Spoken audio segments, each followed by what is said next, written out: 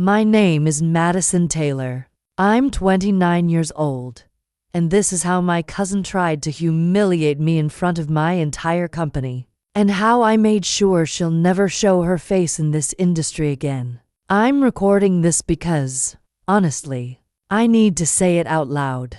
I need people to understand what it feels like when someone you grew up with, someone you trusted, tries to shatter your entire world for the sake of a cheap laugh. I remember that night like it was carved into my skin. The city lights outside my apartment window flickering through the glass. The sound of traffic, a dull hum in the background.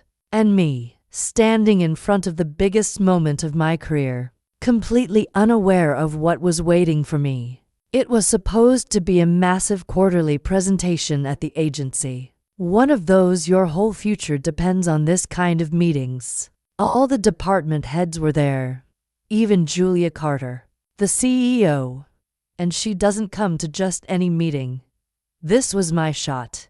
I'd spent months working on this campaign, staying late, skipping weekends, pouring everything I had into making sure it was flawless. I triple-checked every slide, every word, every transition. And then, it happened. The lights dimmed. The projector screen lit up. And the first slide appeared. It wasn't mine. The title read, 10 Ways Madison Screws Up Her Job and Her Life. I felt my stomach drop. The room went dead silent. I remember the way the blood pounded in my ears. How the little hairs on my arms stood up. Then the second slide loaded. Crude, photoshopped images of me. Fake statistics about how many dates I'd supposedly ruined. How many projects I'd allegedly messed up. Stupid, petty, humiliating jokes about my work ethic. Calling me a background character in my own department. A few people snickered. Most just stared. And there, at the back of the room, was Paige, my cousin, leaning back in her chair, with this smug little smirk on her face, like she was watching the greatest show of her life. I wanted to disappear, crawl under the table, scream, cry, anything. But I just stood there, frozen, my face burning, my throat closing up. I could feel every single eye in that room on me. And then, Julia Carter stood up. Madison, she said, her voice sharp, cutting through the room like a blade. My office. Now. I thought it was over. My job, my reputation, everything. I couldn't even look at anyone as I followed Julia out of that room. That day should have ruined me. Instead, it ruined her. I guess to really understand why that moment hit me the way it did, you'd have to know where I came from. I grew up in this small town in Pennsylvania, the kind of place where everyone knows each other's business, where Friday night football games are treated like the Super Bowl, and where getting out feels like an impossible dream. My mom raised me on her own after my dad left when I was 6. One morning, he packed a bag, kissed me on the head, and promised he'd be back before dinner. He wasn't. And after that, it was just us. I was always the quiet one, the bookworm, the kid who stayed in during recess to work on sketching out story ideas, or messing around with whatever free graphic design programs I could find online. I loved making things, flyers for imaginary concerts, fake magazine covers, little posters for my mom's bake sales. It was my way of controlling a world that otherwise felt out of reach. Then there was Paige. Paige was my cousin, born just 4 months after me. From the outside, we looked like sisters, and for a long time, we might as well have been. She was bold, loud, magnetic, the kind of person people naturally gravitated toward. When we were little, we'd build blanket forts in my mom's living room, stay up past midnight daring each other to sneak snacks from the kitchen, dream up futures where we'd move to the city together, and run a business side by side. But high school changed everything. Paige started noticing the differences between us. And suddenly those differences weren't cute anymore. They were weaknesses. She mocked my clothes, the boys I liked, the fact that I didn't get into any of the colleges I applied to that first round. I remember sitting in my bedroom with the rejection letter from NYU, while Paige bragged about her acceptance to Columbia like it was her ticket to royalty. She was always the golden girl, head cheerleader, homecoming queen, dating the football captain, and somehow she made me feel like I should be grateful just to orbit her world. I stayed behind after high school, worked 2 jobs, one at a bookstore, one at a diner, to afford community college. 2 years later, I finally transferred to a state school on a scholarship. It wasn't glamorous, but it was mine despite everything. Our moms stayed close, which meant holidays, birthdays, family barbecues. I couldn't avoid her. And Paige, even as an adult, never missed a chance to remind me of my place. Every passive-aggressive compliment, every backhanded jab about my clothes, my job, my dating life. It was exhausting. When I finally landed a junior role at a top marketing agency in New York, it felt like a miracle. I was the first in our family to work at a firm like that. It wasn't huge money, but it was mine. A fresh start, no one to compare myself to. For about 2 years, it was good. I kept my head down, built a reputation, slowly earned respect. Then, Paige moved to the city. She leveraged one of my aunt's friends, some old college connection, and landed a job at the same agency. Not just any job, but a higher position than mine, despite having no industry experience, no portfolio, no qualifications beyond her last name and a killer's smile. It was like high school all over again. I watched her charm her way into meetings she didn't belong in, saw her get credit for ideas I'd quietly mentioned in passing. I'd watch executives nod along while she pitched concepts I knew she barely understood, while I stayed invisible in the corner. But I swallowed it. I told myself to keep pushing, that eventually my work would speak for itself. Then came the opportunity. One account lead position was opening up. A big client, the kind of account that could change a person's entire career trajectory. Both of us applied. For me, it wasn't just about a title or a paycheck. It was proof. Proof that the years I'd spent busting my ass counted for something. That I wasn't the screw-up Paige had spent half our lives making me out to be. Financial freedom. A chance to lead my own projects. To finally step out from under her shadow. I knew she wanted it too. Paige wanted everything I wanted. Not because she needed it, but because she couldn't stand the thought of me having it first. And then came the presentation day, the morning of the presentation. I woke up to hours before my alarm. I barely slept. My stomach was in knots, my mind racing with every single slide I'd rehearsed 100 times in my head. This wasn't just another pitch. It was the one that could change everything. I was in the office before most of the lights were even on, carrying 2 copies of my presentation on separate drives, and a backup saved in the cloud. I wasn't leaving anything to chance. I checked in with the tech team myself. Made them run a test on the projector. It was perfect. Every slide, every transition, flawless. I even joked with one of the interns about how overprepared I was. But deep down, I wasn't joking. I knew better than to get too comfortable. Not with Paige around.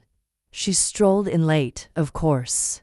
Hair perfectly curled. Designer tote slung over one shoulder like she was about to brunch in Soho instead of pitch to the CEO.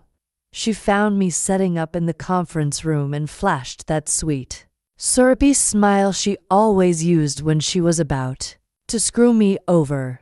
"Good luck today, Maddie," she said, leaning in like we were best friends again. Her voice all sugar, but her eyes, God, her eyes had that glint, the one I'd seen 100 times before. At first, I told myself I was being paranoid. That maybe she'd grown up. That maybe, just this once, she'd let me have something. I should have known better.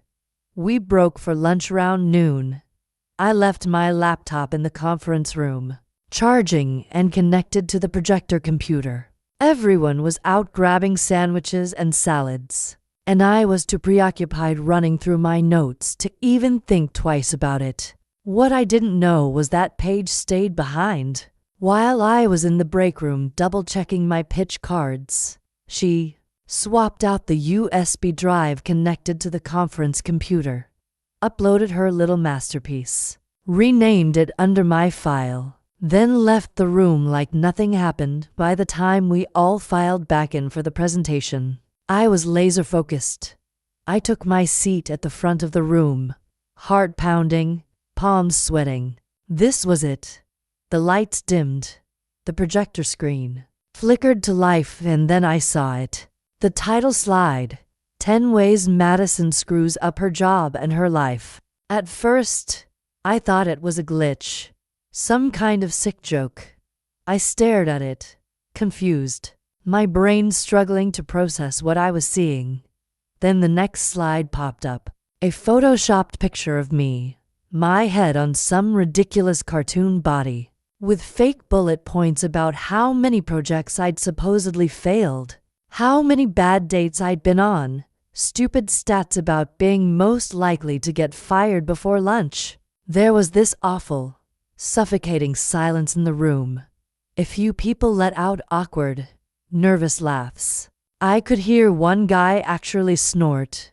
And then I saw her, Paige, sitting in the back row, covering her mouth with her hand like she was horrified. But I caught it. That tiny smirk she couldn't quite hide. I felt my whole body go cold. My hands started shaking so bad I couldn't even hold my note cards. My throat closed up, and for a second I genuinely thought I might faint. All I could think was this: is it?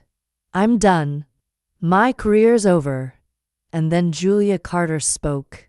"Madison," she said sharply, her voice cutting through the room like a slap. "My office. Now." I couldn't even make eye contact with anyone as I followed her out. The room stayed dead silent behind me. I was sure that was it. Pack up my desk. Leave in disgrace. Another cautionary office tale. But when we got to her sleek corner office, Julia didn't yell. She didn't lecture. She just sat down, folded her hands on the desk, and asked one question. "Who did this?" The words came out of me before I even thought. Paige. I'd never ratted Paige out before. Not once. That was the unspoken family rule growing up. Protect your blood. No matter what. You covered for each other. You kept your mouth shut. I can still hear my mom's voice in my head whenever we'd get into trouble as kids. Family comes first, Maddie. Always. And for so long, I clung to that. I let it excuse things I shouldn't have. I let it turn into a leash around my throat. But sitting in Julia Carter's office that day, something inside me cracked wide open. I told her everything. From the second Paige walked into that agency. How she talked her way into a job she wasn't qualified for. How she slowly chipped away at my credibility. How every time I started to get noticed, she'd find a way to undermine me. I told her about the stolen ideas, the condescending comments, the sly digs during meetings, the smirks when I got passed over for projects I helped build. Julia didn't flinch, didn't act shocked. She just nodded, like a woman who'd seen 100 office betrayals before this one. "Leave it with me," she said. And that was it. I went home that night convinced my career was over. I couldn't even eat, couldn't sleep. I kept replaying those slides in my head, over and over, imagining my resume being shredded, my email getting deactivated, my name becoming some joke around the agency. The next week was absolute hell. Whispers followed me down hallways. Conversations cut off when I entered a room. People glanced at me like I was contagious. Some thought I'd made those slides myself. That maybe it was some pathetic, desperate attention grab that backfired. I could feel the judgment crawling all over me and Paige. God, Paige played her part perfectly. To everyone else, she was the concerned cousin, bringing me coffee, offering to cover meetings for me, pulling me aside with wide, sad eyes saying things like, "I just hate seeing you like this, Maddie. We'll get through it together." But behind closed doors, she was the same viper she'd always been. And she sent me a text that night. "Should have stayed in small-town Pennsylvania, Maddie. Not everyone's meant for the big leagues." I don't think I've ever hated anyone the way I hated her in that moment. I stopped sleeping altogether. My appetite vanished. Every time my phone buzzed, my stomach twisted. I felt like I was trying to outrun a tidal wave that kept pulling me under. I started doubting myself. Maybe I was overreacting. Maybe none of this would matter in a year. Or maybe it would follow me forever. Then, a week later, Julia called me back into her office. I thought it was the final nail in the coffin. But when I walked in, she slid a tablet across her desk. Security camera footage. Date and time stamped. Clear as day. Paige. Alone in the conference room during lunch, plugging in a USB drive, switching files. Glancing over her shoulder before leaving, it was like every ounce of breath in my lungs came rushing out in one awful, hollow sound. Julia looked at me. "She's done here," she said. "But I need you to play along a little longer." I hesitated. I should have felt vindicated, furious, triumphant.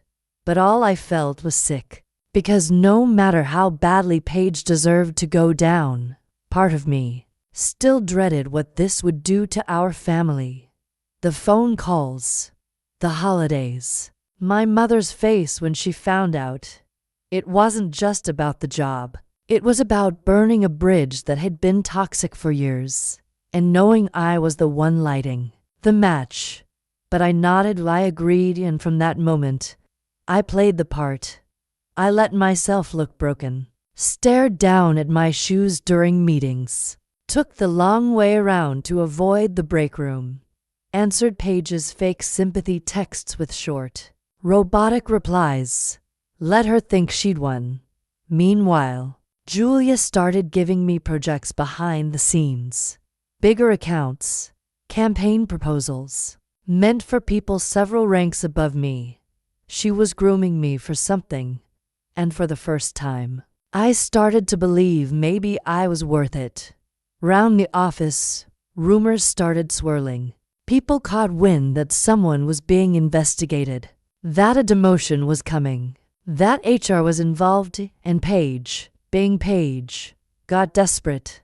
A month later, she struck again. An anonymous email sent to HR, claiming I was leaking client data to competitors. Attachments forged to look like records of me forwarding emails to a rival firm. Half-assed attempts to bury me one last time. I knew it was her the second I got the notice for the HR inquiry. The handwriting was always the same, sabotage dressed as self-righteousness. I remember staring at my computer screen, so exhausted I felt numb. Like being trapped underwater while someone threw stones at you from the shore. I went straight to Julia, showed her everything. The HR summons, the time stamps, the absurdity of it all. And she didn't even blink. Let her hang herself, Julia said. I didn't have much left in me by then. I was so tired. But part of me, the part that survived small towns and rejection letters and years in Paige's shadow, tightened its grip. I wasn't leaving without watching her fall. And then came the company-wide quarterly meeting. I didn't know what Julia had planned, only that she told me to be there, to sit up front, to keep my face neutral. I didn't know it then, but this was the day it would all break. The company-wide quarterly meeting was always a big deal, held in the largest conference room on the top floor, with catered breakfast and fresh flowers on the tables, like we were about to attend some kind of fancy brunch. Instead of get our quarterly metrics handed to us like report cards, everyone showed up. Every executive, every department head, every intern too afraid to skip it. And this one felt different from the moment I walked in. Julia Carter was already standing at the podium, looking sharper than usual. The room was humming with nervous chatter, and people kept glancing at their phones like they were waiting for something to drop. I took my seat in the front row because Julia told me to, though my stomach twisted so hard I thought I might throw up. Paige waltzed in a few minutes late. No surprise there. With her usual air of smug invincibility, she caught my eye, flashed that fake smile, and took a seat on the opposite side of the room. I forced myself to look away. I already knew how this was going to end. Julia had told me just enough to know it was going to be big, but not the details. Not like this. Julia opened the meeting the same way she always did, running through quarterly numbers, campaign highlights, and upcoming goals. Then, about 20 minutes in, she paused. Her tone shifted. I need to address a serious issue, she said, her voice cutting clean through the room's buzz. One of our largest clients, an $8 million account, was compromised this quarter due to mishandling by one of our account managers. You could feel the room go still. Heads turned, people whispering under their breath. No one knew who she was about to name, but you could see half the staff running through mental lists of suspects. Julia continued. After a thorough investigation conducted by our IT security team and HR department, we uncovered evidence of proprietary client data being forwarded to an external competitor. A collective gasp rippled through the room. My heart hammered in my chest, my palms slick with sweat. And the employee responsible, Julia said, pausing for maximum effect, was Paige Monroe. The room exploded. A mix of stunned silence, sharp inhales, and disbelieving murmurs. I whipped my head around in time to see Paige's face drain of color, like someone had pulled the plug on her soul. Her lips parted, but no sound came out. Julia wasn't finished. Not only was confidential data leaked, she went on, but records show that this employee was actively interviewing with the recipient firm and attempting to leverage our client information for personal gain. If the earlier reaction was a gasp, this was a punch to the chest. I could barely process what was happening. It was like watching a wreck in slow motion. Paige finally found her voice. This is a mistake, she stammered. Someone set me up. Madison did this. She's framing me. The room turned toward me, and then Julia said the line I'll never forget. I want to personally thank the employee who had the integrity and courage to come forward about this situation. Madison Taylor. I don't remember standing up. I barely remember walking to the front of the room. But I'll never forget the sound of the applause. Real applause. People I thought hated me. People I was sure didn't know my name. They were clapping. Julia smiled, handing me a sleek, heavy envelope. I'd also like to announce Madison's promotion to Senior Account Director, effective immediately. The applause got louder. Some people actually stood. Paige was still shouting, desperate.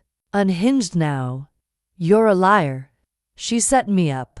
This isn't real.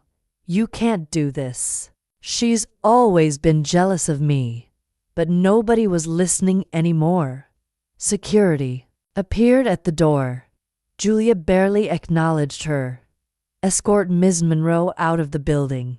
I watched as Paige's face crumpled. First rage, then disbelief, then the kind of sobbing I hadn't seen from her since we were kids, and she broke my mom's favorite vase. Only now, there was no one coming to cover for her. No one making excuses. No one pretending she was the victim. They took her badge, walked her through the lobby. I saw her standing by the elevators, clutching her phone like it was a life raft, tears streaking down her face. And for the first time in my entire life, I wasn't the quiet girl in Paige's shadow. I was the one people stood up for, the one people clapped for, the one who won. The fallout was bigger than even I expected. Within 24 hours, Paige's firing was all over the marketing blogs. Industry gossip spreads fast. And this wasn't some minor HR issue, it was a full-scale corporate scandal. Her name was attached to every headline. Rising exec, caught leaking client data, Paige Monroe terminated after $8 million account breach. By the end of the week, word had spread to other firms. Calls she'd made to agencies about new job openings were left unanswered. People stopped returning her emails. She was quietly blacklisted, not officially, but in the way that matters most. No one wanted to risk hiring the woman who'd sabotaged her own company and tried to pin it on family. Back home, though, that was another story. Family gatherings got tense fast. My aunt, Paige's mother, made no effort to hide her fury. She blamed me, called it an overreaction, and claimed I should have let it go for the sake of family. I remember standing in my mom's kitchen, listening to her say, "You destroyed her career, Madison. How could you do that to your own blood?" And for the first time in my life, I didn't shrink. I didn't apologize. I just looked her in the eye and said, "She tried to destroy mine first." That night, my mom poured me a glass of wine and told me something I'll never forget. She said, "Sometimes you don't owe family your silence, baby, especially when they never cared about protecting you." And she was right. God, she was right. Work changed after that too. I didn't just get a title or a raise. I got a seat at the table. I built my own team. Hired people who were overlooked the same way I'd been. Made it a point to mentor younger women in the industry who'd been bullied, sidelined, and underestimated. I taught them how to spot a Paige a mile away, how to trust their gut when someone smiled too sweetly, how to stop apologizing for taking up space, and more than anything, I felt free. Not just free from Paige, but free from the idea that keeping the peace mattered more than protecting myself. Free from the weight of swallowing every slight, every insult, every moment someone tried to dim my light so theirs could shine brighter. For the first time in my life, I wasn't surviving around other people's egos. I was building something of my own, and it felt damn good. I sit here now, looking out at the city lights flickering through my apartment window. The same view I stared at that night after everything went down. Funny how the city feels different now. Bigger in some ways, quieter in others. Or maybe it's just me that's changed. I used to think family meant loyalty. That no matter what they did, no matter how deep the cut, you kept them close. You made excuses, smoothed things over, took the hit because that's what you're supposed to do. But what I've learned, what I had to learn the hard way, is that loyalty without respect is just submission. It's giving people permission to hurt you over and over because you're too afraid of what happens if you finally tell the truth. I haven't spoken to Paige in over a year. Last I heard, she moved back home. Some small job at a local firm. Word is, no one in the industry here will touch her. The girl who was once so untouchable faded out. And I won't lie, there's a part of me that feels something like peace knowing I didn't have to ruin her. Life took care of that on its own. I smile a little thinking about it, because the truth is, I didn't need revenge to destroy her. I just needed to stop letting her destroy me. And for the record, my slides killed that presentation the next quarter.